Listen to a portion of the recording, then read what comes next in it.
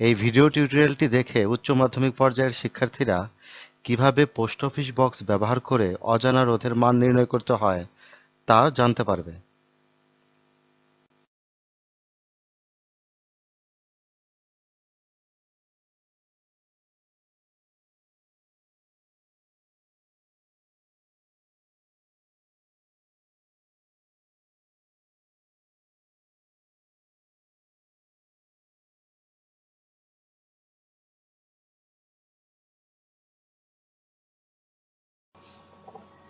এটি হলো আমাদের পোস্ট অফিস বক্স।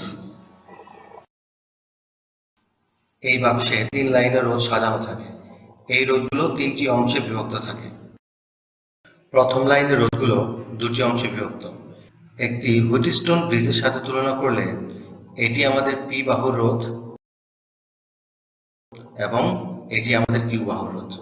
প্রতিটি অংশে 10, 100 ও 1000 ওহমের 3টি রোধ থাকে। যন্ত্রের দ্বিতীয় ও তৃতীয় লাইন মিলে হুইটস্টোন ব্রিজের তৃতীয় বাহুর অর্থাৎ আর রোধের কাজ করে।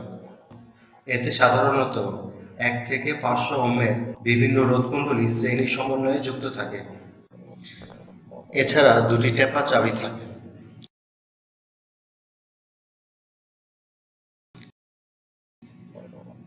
এই 2টি সংযোগস্থলের মধ্যে আমাদের অজানা রোধ এস সংযুক্ত করতে হয়।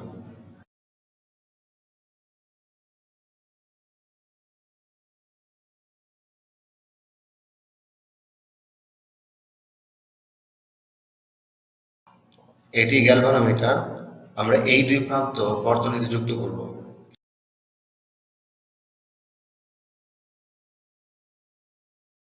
এটি ব্যাটারি, এটি এর ধনাত্মক প্রান্ত এবং এটি এর ঋণাত্মক প্রান্ত।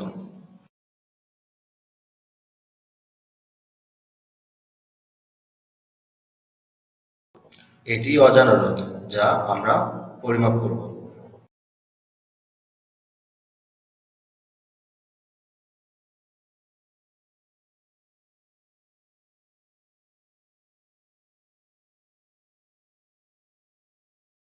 বর্তনী সংযোগটি আমরা ভালো করে লক্ষ্য করি।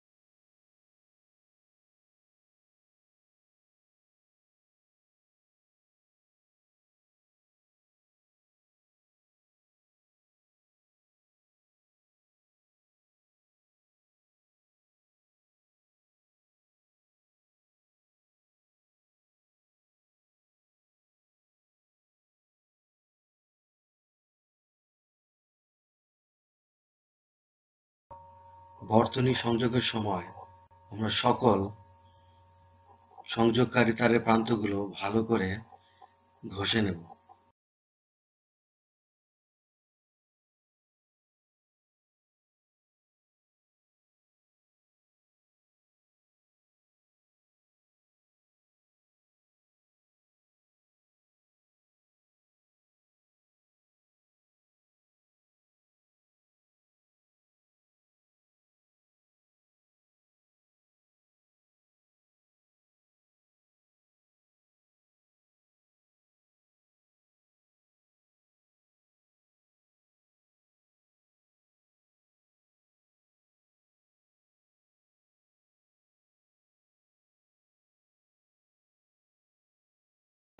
এটি অজানা রোধ যা আমরা পরিমাপ করব।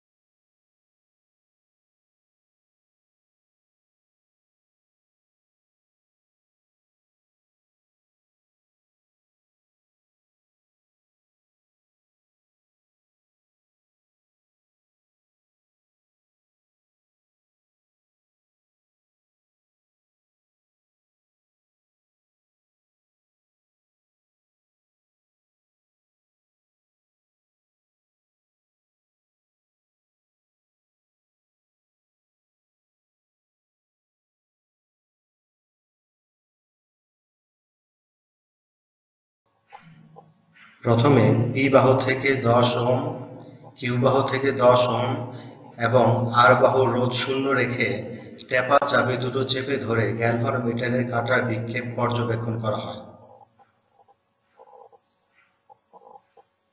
এরপর আর বাহুর রোধ অসীম রেখে পুনরায় টেপা চাবি দুটো চেপে ধরে গ্যালভানোমিটারের কাঁটার বিক্ষেপ পর্যবেক্ষণ করা হয়। যদি গ্যালভানোমিটারের কাঁটার বিক্ষেপ বিপরীত দিকে পাওয়া যায় তাহলে বর্তনী সংযোগ ঠিক হয়েছে।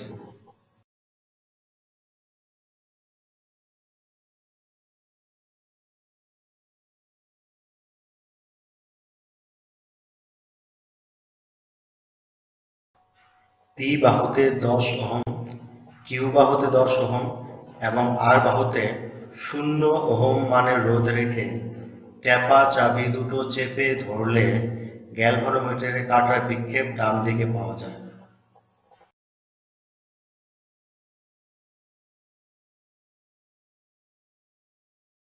এখন আমরা গ্যালভানোমিটারের কাঁটার বিক্ষেপ শূন্য করার জন্য আর বাহুতে প্লাগ টেনে তুলে রোধের মান পর্যায়ক্রমে বাড়াতে থাকব।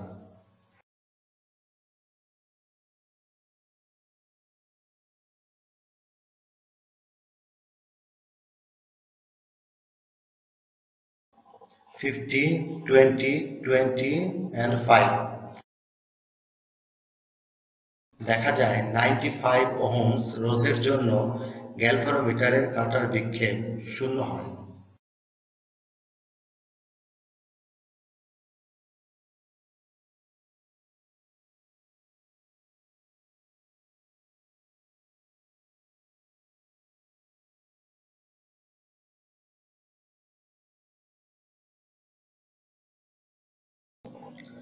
এরপর আমরা দ্বিতীয় পর্যবেক্ষণের জন্য পি বাহুতে 100 ওহমস এবং কিউ বাহুতে 10 ওহমস রোধ রেখে টেপা চাবি দুটো চেপে ধরে গ্যালভানোমিটারের কাঁটার বিক্ষেপ পর্যবেক্ষণ করব। দেখা যায় গ্যালভানোমিটারের কাঁটার বিক্ষেপ ডান দিকে থাকে।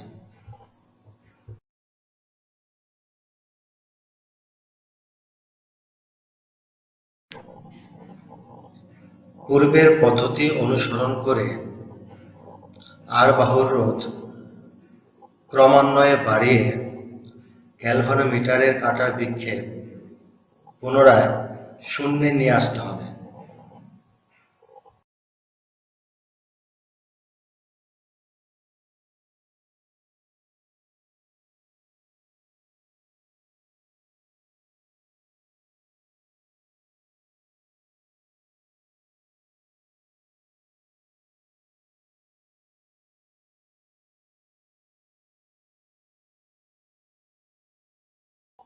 এটি আমাদের অজানা রোধ নির্ণয়ের ছক। প্রথমে আমরা অনুপাত বাহু পি ও কিউতে 10 ওহমস রোধ রেখেছি। এরপর পি ও কিউ অনুপাত বাহুতে যথাক্রমে 100 ওহমস ও 10 ওহমস রোধ রেখেছি।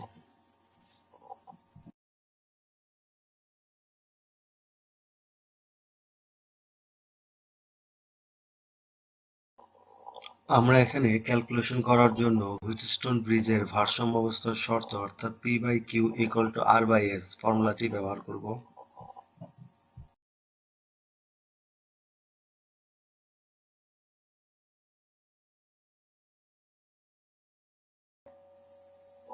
ক্যালকুলেশন থেকে দেখা যায় আমাদের অজানা রোধের মান 95 ওহম।